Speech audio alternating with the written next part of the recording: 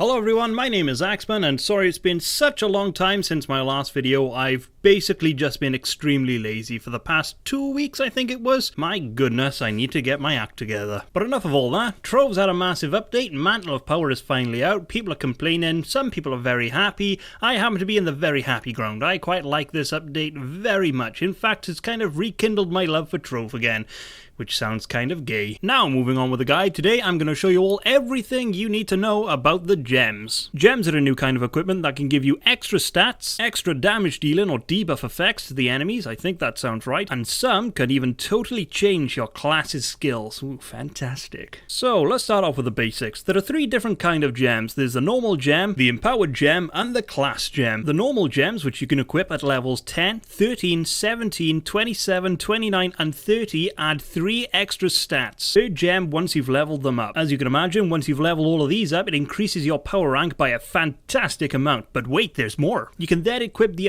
empowered gem. Fucking Christ. You can then equip the empowered gems at level 21, 23, and 25. Jesus Christ, I couldn't say that. Empowered gems also add 3 extra stats, but they also have the special added bonus of a special skill that comes with them. This could be anything from dealing damage over time, a ring of fire that comes up around you, which, my god, that's a fantastic skill to have, to even shooting out small spiders that slow down the enemy from moving. And then finally we have the class gem. These gems are class specific and they also add 3 extra stats as well as changing one of your skills. These skill changes depend entirely on what class you're using, such as making the Shadow Hunter a useful class again by making it shoot a volley of arrows instead of that slow pile of shit it used to do before, or an underwhelming change like my Lunar Lancer by making a nice shadow copy that dies instantaneously. I'm not going to go over all the different skill changes because there's too many of them, but they're really easy to find on the wiki. Now, how the hell do you get your hands on these gems? The normal gems happen to be extremely easy to get a hold of. They can be found in the Drowned Worlds, Cursed Skylands, and the Igneous Islands. The earliest you can enter a Drowned World is U3, whereas the earliest you can enter the Cursed Skylands is U5, and the earliest you can enter the Igneous Islands is U7. Now, the power of these gems completely depend on how rare they are and how many stars they have. Obviously, something that's Shadow Rarity is going to be a lot stronger than something that's Resplendent, and a gem that has 5 stars is obviously going to be a lot more stronger than something that has 1 star. And again, the stats for these are completely random, unfortunately. You cannot change them. So if you are going to try and find a gem that you really want to use, try and find something that has at least 2 stats you want it to have already. Now, moving on to the empowered gems, these can be obtained by collecting the empowered gem boxes. These can be purchased from the shadowy market for 1 lunar soul. These boxes, as you can guess, give out any radiant rarity level empowered gem. That sounds stupid. These boxes can also give out stellar leveled empowered gems, which are fantastic, class gem keys and prisms of light, and on the very rare occasions a diamond dragon egg. Once again, the stats are totally random and they can't be changed. Now finally moving on to the class gems, these can be obtained by completing the dungeons inside the shores of the Everdark portal. You can start entering these dungeons at U8, and as you can guess, they're actually extremely difficult. Well, they're not that difficult, but they are quite a pain in the arse. Once you've managed to successfully complete a dungeon, you just have to use a class gem key, which I've told you how to get these things, listen up people, on the chest that spawns in the middle. Now that you've got all these gems, how the fuck do you make them stronger? It's quite simple really. You crush them down to a fine powder, then you eject that shit, boy!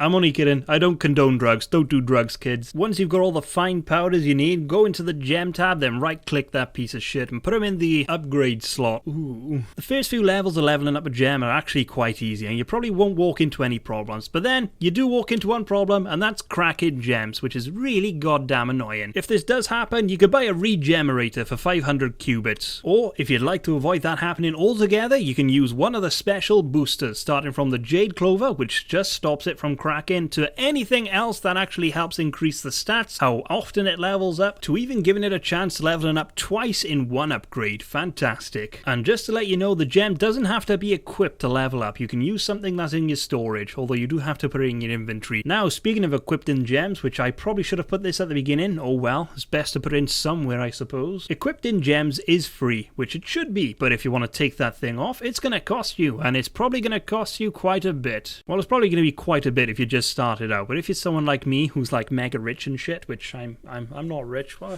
do I even say that? Then it's probably not going to be that much of a problem. These prices can vary from like 1,000 flux, 2,000 flux to just a couple of hundred flux. Fucks is what I almost said then as well. Fantastic. And that pretty much sums it up for the gems. They're actually quite easy to get a hold of once you got the hang of them. I probably could have fleshed this guide out a bit, but I'm not really one to stretch out a turd. I'd imagine I've probably missed something out. If I have, feel free to leave it down in the comments and shout at me. I'm pretty sure I'll respond to something. Other than that, I hope you've learned something today, like how to prevent forest fires or deal with a hostage negotiation situation, or learn how to use gems on a fucking game. Anyway, I hope you've enjoyed watching. Like, comment, subscribe, all that good stuff, and I hope to penis you again soon.